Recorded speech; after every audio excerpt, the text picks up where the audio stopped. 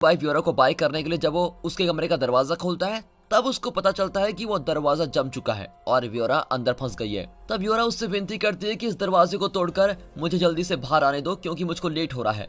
तभी मार्क उससे मजाक में कहता है कि नहीं नहीं, मैं इसको नहीं तोड़ने वाला, ये बहुत ही कीमती दरवाजा है, मैं किसी को फोन लगाकर बुलाता हूँ और उसके आने तक तुम्हें अंदर ही रुकना होगा। फिर वो अपनी शर्ट की पॉकेट में से एक पेन निकालता है और उसकी नोक से दरवाजे को खोल देता है। असल में मार्क अपने परिवार को ज्यादा महत्व देता है और कोई भी प्रॉब्लम आने पर वो बिना घबराए उस प्रॉब्लम को सॉल्व कर देता है। अब ये देखकर तो व्योरा बहुत ही इंप्रेस हो जाती है। फिर वो ऑफिस चला जाता है। तभी ऑफिस में काम के बीच उसे अपने गांव से किसी का कॉल आता है। वे उसे कहते हैं कि आपके पापा गुजर गए हैं, उनका अंतिम संस्कार करना है और साथ ही विरासत की भी बात करनी है, इसलिए अगर आप यहाँ पर आ जाओगे तो अच्छा होगा। मार्क के 2 टीनेज बच्चे हैं जिनका नाम है टिंडन और समसारा।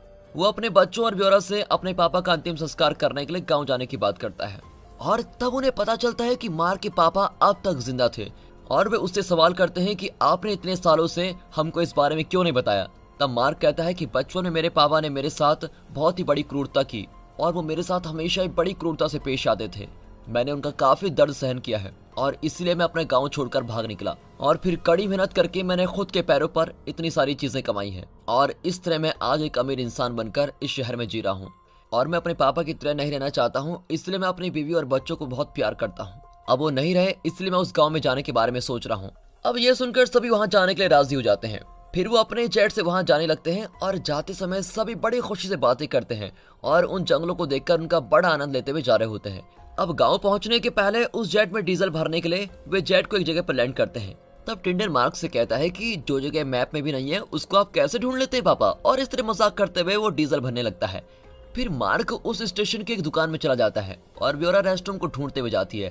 तभी जेट रुकने वाली जगह पर उस गांव में रहने वाले कोई इंसान आता है और वो टिंडन और उसके लगाए हुए हेडफोन को बड़ी अजीब तरीके से घूर रहा होता है। अब उसे देखते ही टिंडन अपना मोबाइल दिखाकर कहता है कि वो उसमें से गाने सुन रहा था। तभी टिंडन की एक टेढ़ी उंगली को देखकर वो इंसान पूछता है कि तुम्हारे हाथ को क्या हुआ है। तो वो जवाब में कहता है कि बॉल खेलते समय चोट लग गई थी इसलिए यह हाल हुआ है। वो कहता है कि उन्हें उस पहाड़ के पास वाले गांव में जाना है। ये सुनकर वो इंसान उस तरफ बड़ी घबराते हुए अजीब तरीके से देखता है और हंसकर वहां से चला जाता है। यहाँ दुकान में मार के खोपड़ी, सांप और बिच्छुए जैसी कई अजीब चीजों को देखता है, लेकिन उन सभी को टालकर जो जो चीजें उसको जरूरत की है उनको लेकर चला जाता है। अब जब वो निकलने के लिए तैयार होते हैं तभी वहां पर एक पुलिस वाला आता है। वो उन्हें पूछता है कि तुम सब कौन हो और जेट को यहाँ किसने लैंड किया है। तभी मार्क कहता है कि वे उस गांव में जा रहे हैं और कुछ पर्चों को निकालकर उसको दिखा देता है। फिर उन्हें वहां से जाने की अनुमति देकर वो पुलिस वाला चला जाता है। अब जब सभी जेट में जाने लगते हैं तब उस पहाड़ के पास पहुंचने पर अचानक तेज बारिश होने लगती है और जोर से बिजली भी चमकने लगती है और इसी वजह से उनका एक्सीडेंट भी हो जाता है। इसके कारण सभी बेहोश हो जाते हैं। अगले सीन में मार्क अपनी आंखें खोलकर देखता है कि वो एक बेड पर अकेले लेटा हुआ है और उठकर देखता है कि उसके एक पैर पर गहरी चोट आई हुई है। अब वो कहाँ है और वहां कैसे पहुंचा था इस बारे में उसको कुछ भी समझ नहीं आता और वो उठकर चलने की कोशिश करता है, लेकिन जैसे वो पैर जमीन में रखता है तो उसको काफी दर्द होता है और वो चल नहीं पाता। फिर किसी तरह उठकर वो लंगड़ाते हुए उस कमरे की खिड़की के बाहर देखता है तो उसको पता चलता है कि वो एक गांव में है और वो एक घर के ऊपर वाले कमरे में है और नीचे किसी ने उसके कपड़ों को सुखाने के लिए रखा हुआ है। अब ये सब देखते समय उस कमरे में एक बूढ़ी महिला मिलती है जिसका नाम है इलोजी। वे उसे कहती है कि तुम्हें बहुत चोट आई है इसलिए तुम इस बेड पर आराम कर लो, लेकिन मार्क घबराते हुए उसको लगातार सवाल करने लगता है कि मैं कहाँ पर हूँ और मेरे परिवार वाले कहाँ पर हैं। तभी इलोजी अपने पति आल को पुकारती है और उसके आने पर वो कहती है कि यह लड़का बेड पर नहीं सो रहा है, मेरी मदद करो। इस पर आल कहता है कि क्या तुम्हें पता नहीं है कि मेरा दिल कमजोर है, रुको मैं लेविस को बुलाता हूँ। और ये कहकर वो अपनी वॉकिंग स्टिक से जमीन पर 3 बार ठोकता है। फिर उस आवाज को सुनते ही एक बड़ा ताकतवर इंसान आकर मार्क को उठाकर बेड पर लिटा देता है। तभी मार्क चिल्ला चिल्लाकर पूछता है कि मेरे परिवार वाले कहाँ पर हैं। तब इलोजी अपने जेब में से एक पाउडर निकालकर उसके चेहरे पर फूंक देती है और फिर मार्क बेहोश हो जाता है। फिर इलोजी नीचे जाकर थोड़ी मिट्टी लेती है और उसमें पानी की बूंदें डालकर उसको मिलाकर एक पुतला बनाती है और लेविस वहां पर खड्डा खोद रहा होता है। इलोजी और आल वहां बैठकर देख रहे होते हैं और इलोजी आल को पुतला दिखाती है। फिर आल आसपास देखता है और जब ये तसल्ली हो जाती है कि कोई नहीं है तो वो पुतले पर थूक देता है। फिर वो उस पुतले को साथ लेकर मार्क के कमरे में जाती है। तब मार्क उससे कहता है कि मुझे प्लीज एक फोन दे दो, मैं एम्बुलेंस को बुलाता हूँ, वो मुझको हॉस्पिटल ले जाएंगे और मेरे परिवार वालों को भी ढूंढ लेंगे। मेरी मदद करोगी तो मैं तुमको बहुत पैसे देने के लिए तैयार हूँ। लेकिन इलोजी उसे कहती है कि यहाँ कोई फोन काम नहीं करता और तो और यहाँ से 5 किलोमीटर तक कोई भी अस्पताल नहीं है, पैसों से सब कुछ खरीदा नहीं जा सकता और एक्सीडेंट की जगह सिर्फ तुम ही मिले थे और कोई नहीं था और अब तुम्हारा ठीक होना जरूरी है, इसलिए तुम आराम करो, बाद में इसके बारे में बात करेंगे। फिर वो उसको वो पुतला दिखाती है और कहती है कि मैंने ये पुतला तुम्हारे लिए बनाया है। इसे तुम्हारे खून, नाखून और बालों को इस्तेमाल करके बनाया गया है। ये अगर अच्छा होगा तो तुम्हारे साथ भी अच्छा होगा, और इससे अगर तकलीफ पहुंची तो तुम्हारे साथ भी बुरा ही होगा। फिर मार्क उस पुतले को अपने हाथ में लेकर देखता है। तब इलोजी अपनी जेब से एक हरे रंग और लाल रंग की दवाई निकालकर उसे कहने लगती है कि इन दवाइयों को यहाँ पर लगाओ, और इस तरह से वो उस पुतले के बारे में बातें करती है। वो साथ ही कहती है कि तुम डरो मत, जल्दी ठीक हो जाओगे। ये कहकर वो उस पुतले को खिड़की के पास रखती है और उसमें एक अजीब सा मंत्र छिड़क देती है और कहती है कि इससे कोई भी बुरी शक्ति तुम्हारे पास नहीं आ सकती।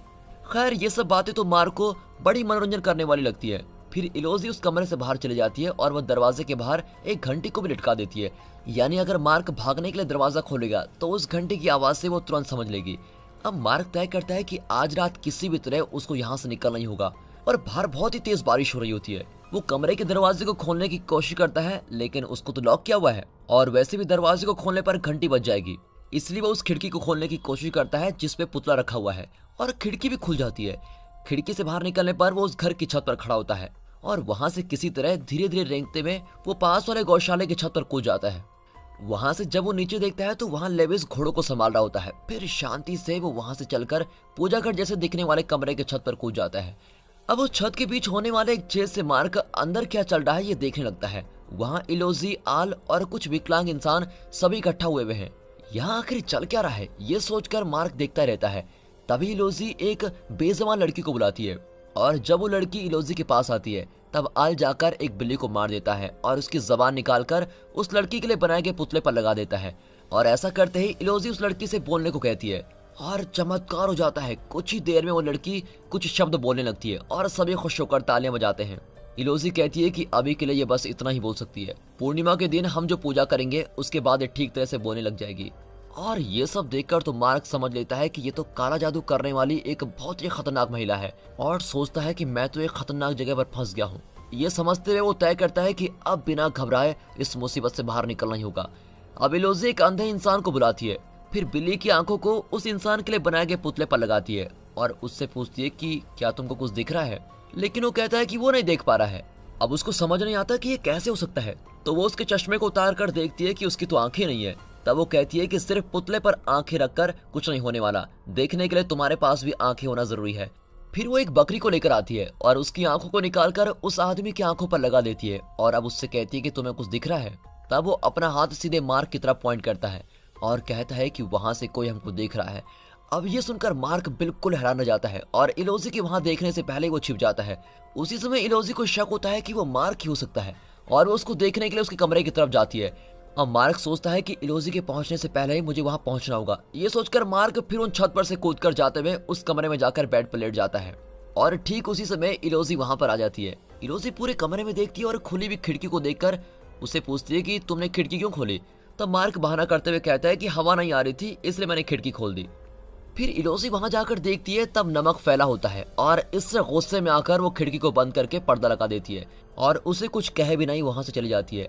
अब एक गेम के लिए मैं आपसे एक सवाल करता हूँ दोस्तों, क्या आप लोगों को इस तरह के काले जादू पर विश्वास है, और आपने कभी लाइफ में ऐसा कोई अनुभव किया है क्या? अगर किया है तो कमेंट करके जरूर बताइएगा। अब कहानी में चलते हैं। अगले दिन सुबह जब मार्क अपनी आंखें खोलकर देखता है तो उसके बगल में खाना रखा होता है, और काफी भूख लगने के कारण वो खाने भी लगता है। वो खाना उसको बहुत ही टेस्टी लगता है।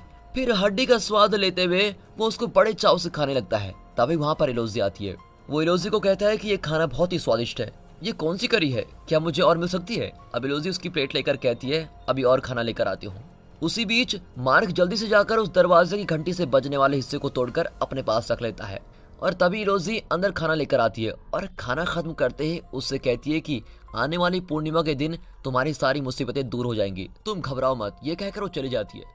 अब मार्क पता करने लगता है कि उसने असल में क्या कहा है, और इसलिए वो उन हड्डियों को एक साथ रख देता है, और तभी वो एक इंसान के हाथ की तरह लगता है और उसमें भी बीच की उंगली टेढ़ी होती है। अब ये देखकर मार्क बिल्कुल हैरान हो जाता है, क्या मैंने मेरे बेटे का हाथ तो नहीं खाया? ये सोचकर वो उल्टी करने लगता है, और उल्टी करते समय वहां पर एक स्किन गिरती है और उसको निकालकर देखने पर उसे टेडन के हाथों का टैटू नजर आता है। तभी इलोजी वहां भाग कर आती है और उन हड्डियों को उठाकर हंसते हुए वहां से चली जाती है। फिर मार्क तय कर लेता है कि अब यहाँ एक भी मिनट नहीं रहना चाहिए, और तुरंत वहां से निकल जाता है। फिर वो दरवाजे के लॉक को किसी तरह खोलता है और बाहर निकलकर नीचे जाने लगता है। तभी वहां से एल को आते हुए देखकर वो दरवाजे के पीछे छिप जाता है, और उसके जाने के बाद फिर बाहर निकलता है। तभी वो किचन में इलोजी को देखता है और अब उसे कैसे पार करके जाए इस बारे में सोच रहा होता है। तभी इलोजी का पालतू कौवा मार्क को देखकर काव काव करने लगता है और कौवे की आवाज को सुनकर इलोजी को शक होता है कि मार्क भाग रहा है और फिर वो ऊपर जाने लगती है। फिर मार्क कमरे में नहीं है ये समझते ही इलोजी चिल्लाते हुए सभी को उसको ढूंढने को कहती है। यहाँ जब मार्क जंगल में भाग रहा होता है तब रास्ते में उसके जेट को देखता है जो कि एक्सीडेंट होकर बिल्कुल खराब स्थिति में है। वो उसके अंदर तलाशी लेता है लेकिन वहाँ कोई भी नहीं होता और उसकी सीट पर बहुत खून लगा होता है। फिर बाहर आकर दौड़ते समय कोई अचानक उसके सर पर मार देता है और इससे वो बिल्कुल बेहोश हो जाता है। अगले दिन उठकर देखने पर वो फिर इलोजी के घर के कमरे में उसी बेड पर लेटा होता है और घोड़े की आवाज को सुनकर वो खिड़की से नीचे देखता है।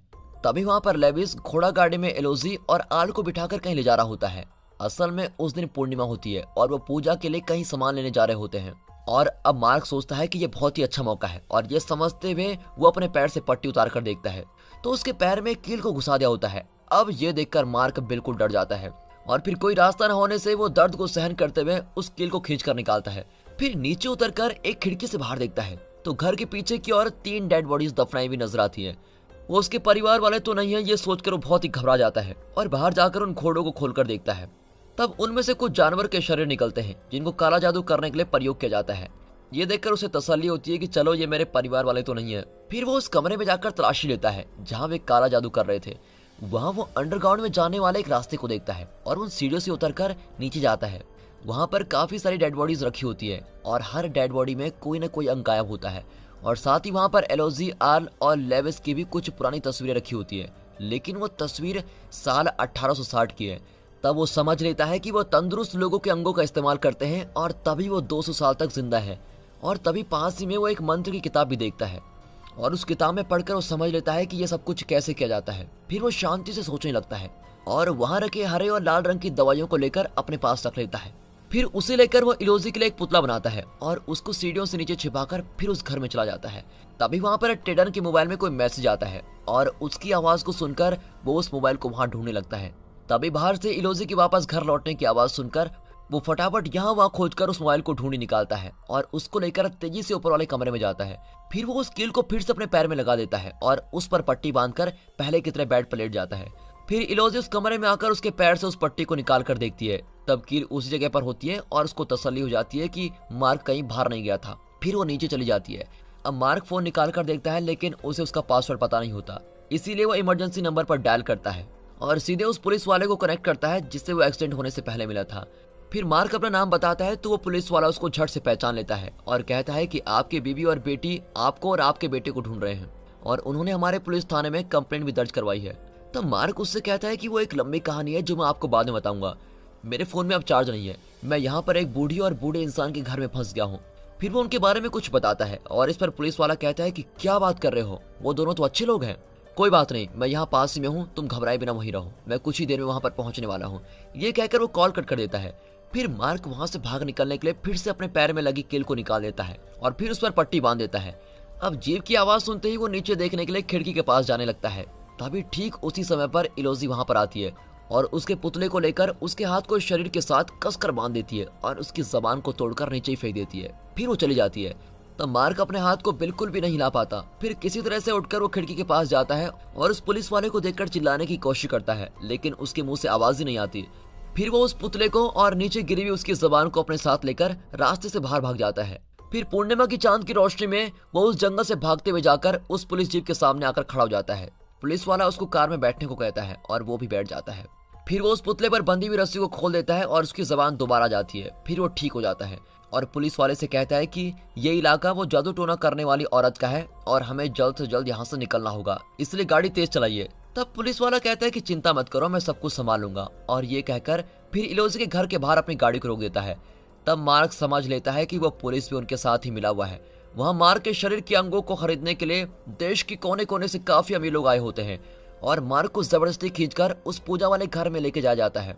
अब मार्क को उनके हाथों सौंपकर वो पुलिस वाला वहां से चला जाता है।